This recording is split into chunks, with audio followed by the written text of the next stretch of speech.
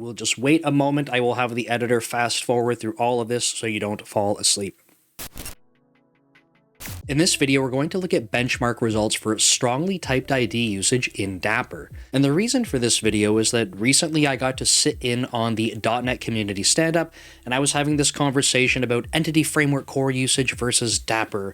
And of course, if you know me, I'm on the side of using Dapper, not because I'm against Entity Framework Core, just because I prefer using Dapper. But one of the questions that came up in the chat was, if you're using strongly typed IDs with Dapper, is there some overhead to using that, and what does it look like?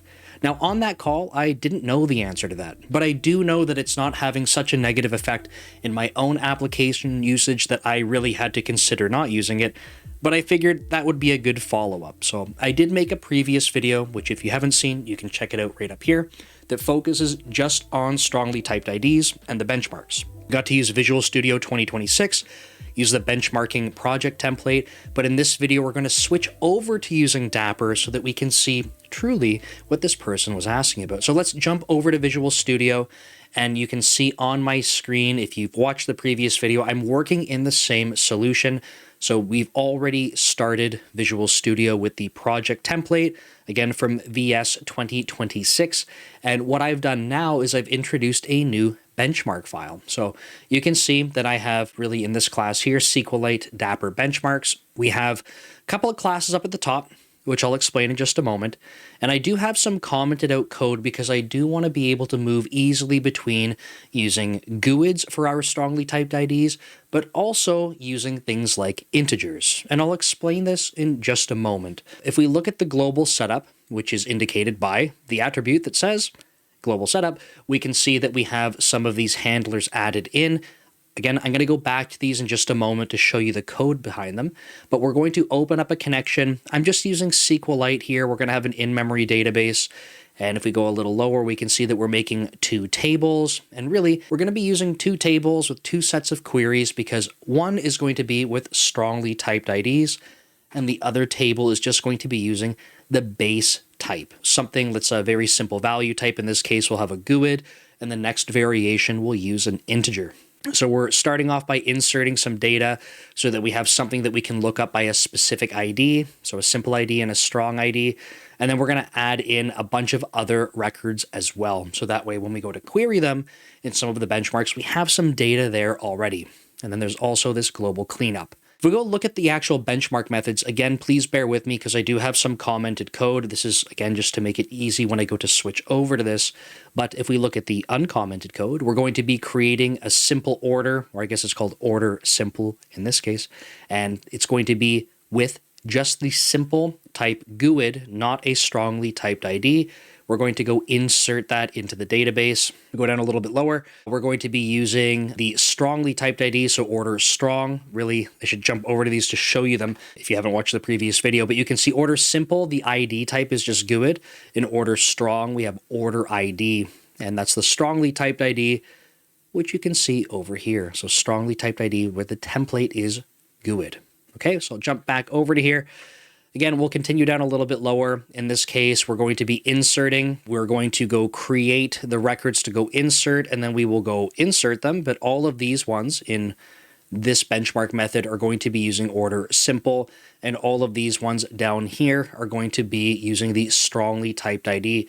With a GUID, we can actually use order.new, and the strongly typed IDs will allow us to create a new one. That doesn't work the exact same when we go to something like an integer, and I believe that's just because, again, if I jump into this, you can see that the code generation has actually created a method that gives us sort of like a new random ID. Let's head back over to the other benchmarks. We have querying, so query single or default. So we're going to go look it up by the simple ID or the strong ID in this case, and then we can query for many as well. We have these benchmarks, and I did say that I had to go back up and show you some of these other classes up here.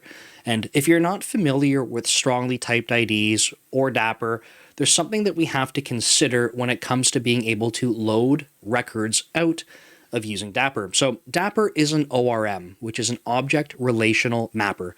And that means if we go right back down, let's go check out one of the query ones right? We can see here, query single or default. This is order simple, and query single or default with order strong. When we go to do this select, what Dapper is going to do for us is go run that query, but when it pulls the data back, given these two values, ID and amount, so these two columns, right? It's able to figure out how to go create an order strong or order simple based on the query. Dapper is going to do that for us. If you're familiar with Entity Framework Core, Entity Framework Core also is an ORM. It does it for you as well. It's just that generally in Entity Framework Core, you don't find yourself often writing direct SQL queries like this. The tricky part with Dapper is that out of the box, it does not support mapping to strongly typed IDs based on what's being queried, which means we have to go add special handlers in, which are what we see right here. So let me go expand these. And it's also worth noting that this is especially important with SQLite, where there's not the sort of what I would call traditional types that you have with a SQL database. So for example, there is no GUID type in SQLite. You don't have a GUID data type that you can assign to a column. You do have strings though.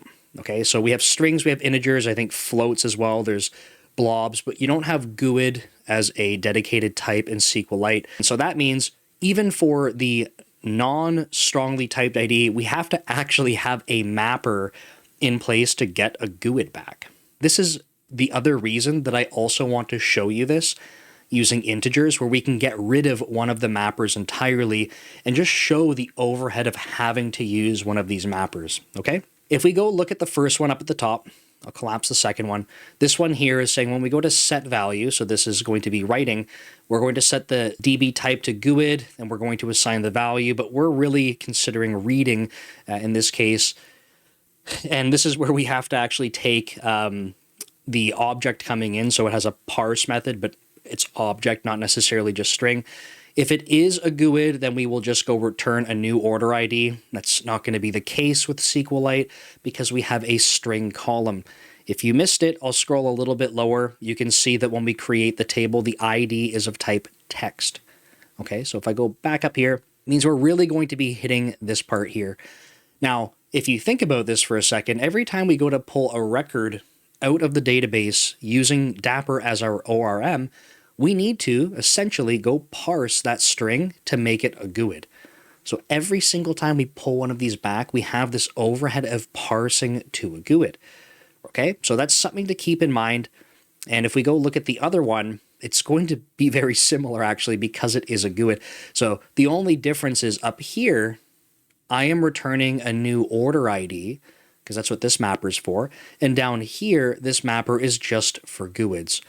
So if you're a little bit lost by that, what I'm just trying to call out is that even with our simple data type as the ID and not a strongly typed ID, we still need a mapper here. We still need a type handler to be able to go from string columns to GUIDs. It's just that up here, we go one step further and we go create that new order ID. So hopefully that makes sense. And we're going to go run these benchmarks, look at the results. And then once we have that and we've gone through them, I'll switch this code to go use integers by uncommenting some of the code that you might see, like right here, for example. And that way we can go run those benchmarks. And the big difference will be that we actually take out one of these mappers entirely. We won't use a mapper for the simple type for the ID. We'll only use it for the strongly typed ID. And we should probably see a bigger discrepancy in the usage for strongly typed IDs. So let's go ahead and run this though.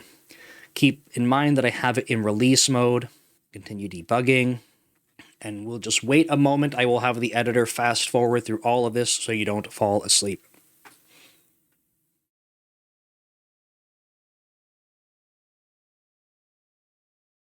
Okay, now that we have the results, let's scroll back up. We can see our benchmark data right in front of us here. So it's always going to be simple for the ID, then strong. So simple, strong, so on and so forth. But it's the different benchmarks that we'll be going through. So we can see that when we're inserting simple and strong, inserting strong is a little bit quicker, it seems. In this case, this is what we saw in the previous video for what it's worth. I actually don't expect that the strongly typed ID should ever be faster, but we saw that in the previous video for some things, and we can see it here. Although what is different is that on the memory that's allocated, we do use a little bit more memory in this case, right? It's not by much, but it's a little bit more. But strongly typed IDs in this case for inserting were a little bit faster.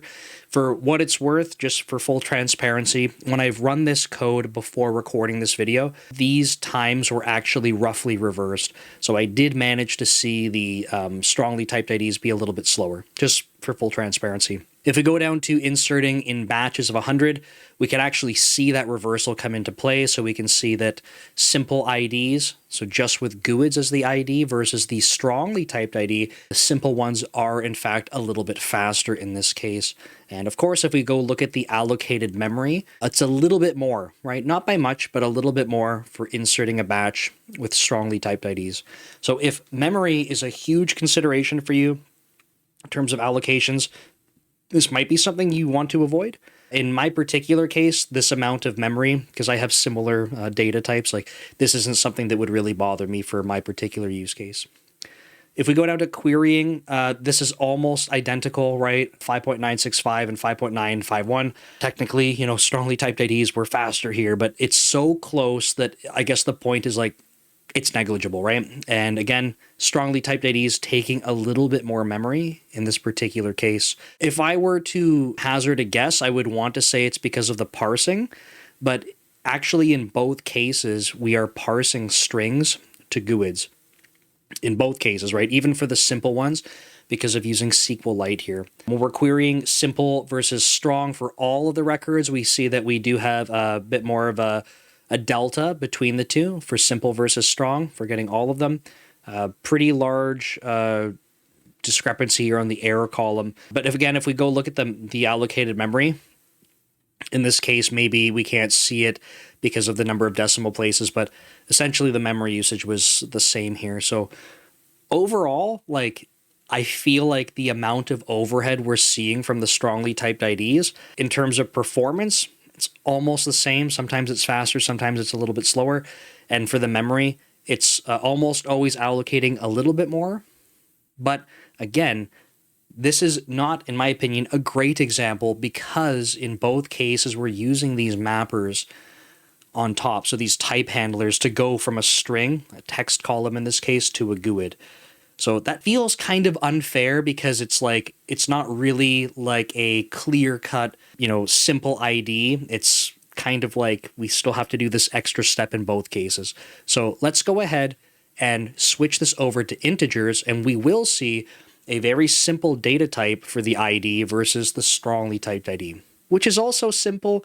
It's just got a little bit more to it. So let's see what happens.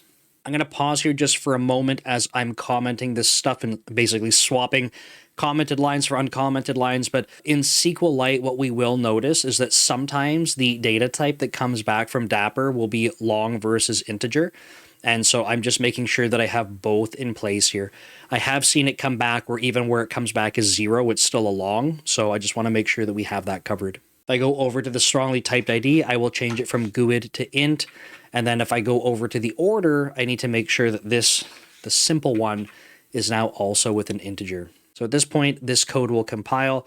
We don't need this one at all. So I'm just going to comment out this other one here. And that means we can comment out this one. I kept this order ID type handler. It's still the same one. It's just that I've swapped it from GUIDs to integers, right? Let's keep going through. I'm going to put this code in as well. And the reason that I have a little bit of extra code here is because with GUIDs, we could just generate a new random one. I hinted at this earlier in the video. But for integers, I'm actually just going to be incrementing so that we have something that's unique. Instead of calling like random next or something like that, we also have to change the schema. So integer instead of text and integer instead of text. And this is where I'm going to put this in place. So we'll start at 0 and then we'll be incrementing beyond that. Something to keep in mind is that this is a slight detail or detour, if you will, from the performance part. But one of the things that came up on the .NET community stand-up when I was, I guess there was like, how often does this happen where you're changing the type, right? Like you'd think that, one of the nice things that you get with having strongly typed IDs is like you can just change the backing type of the strongly typed ID and you don't really have to worry too much. But I'd called out that you have to worry sort of at the edges. So if you have the strongly typed ID being used throughout your application, you can change the backing type and most of your application doesn't have to get updated at all. But if you had something like an ASP.NET Core web app, you might have to change that sort of at the API level, the web API, and you might have to change it at the complete other end of your application at the database. And that's what we're seeing here. Like I literally had to change the schema of the data in order to go from having a GUID text column to an integer. Like technically we could store integers in the text column, but like I think you get what I'm saying. At the edges, you have to kind of think about changing things a little bit more. Let's go ahead and get rid of that. And this is where we're going to be incrementing. And then I have to go through these benchmark methods quickly and swap out these lines. Okay, I just did a quick check. It looks like we're able to build. With that said, I think we are good to try this out. Again, you'll see that I have this last inserted simple ID starting at 0. We'll increment by 1. And then when these benchmarks run, you can see that I'm doing this pre-increment here before actually performing the insert. So with all of that said, we have this hooked up as well. I want to prove to you that I'm not using a handler in the other case. Essentially, we should see that for the DTOs or the records that do not use the strongly typed ID, they do not need a type handler at all.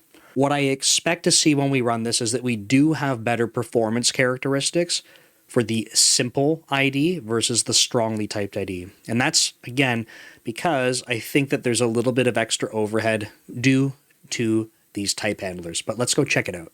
Okay, the benchmark results are in. Let's check things out.